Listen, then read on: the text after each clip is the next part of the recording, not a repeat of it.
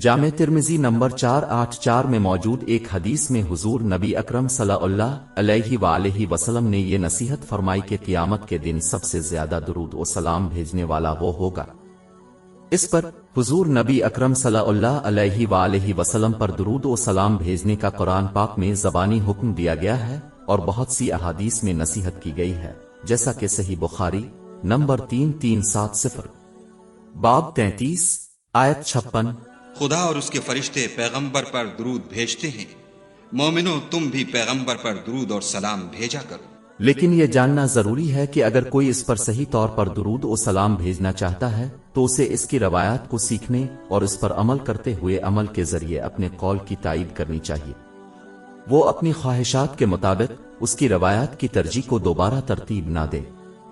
दर हकीकत ये पहला कदम है जो किसी को कुरान पाक के बाब 3 आयत 31 की एक और आयत को पूरा करने की इजाजत देता है।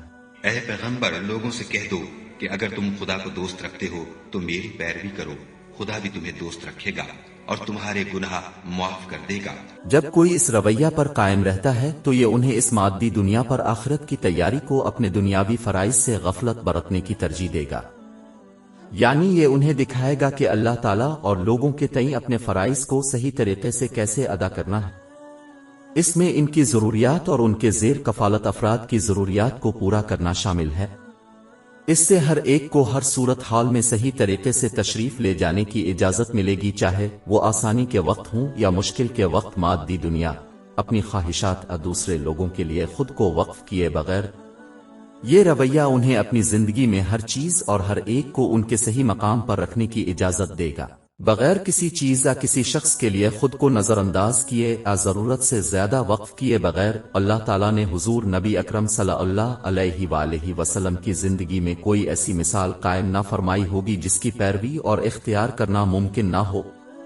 बाब 33 आयत 21 तुमको पैगंबर खुदा की पैरवी करनी बेहतर है, यानी उस शख्स को जिसे खुदा से मिलने और रोजे कयामत के आने की उम्मीद हो और वो खुदा का जिक्र कसरत से करता हो। हर शख्स अपनी सलाहियत के मुताबिक यह हासिल कर सकता है, लेकिन इसके लिए एक मुखलसाना कोशिश की जरूरत है जिसकी तायीद अमाल से हो।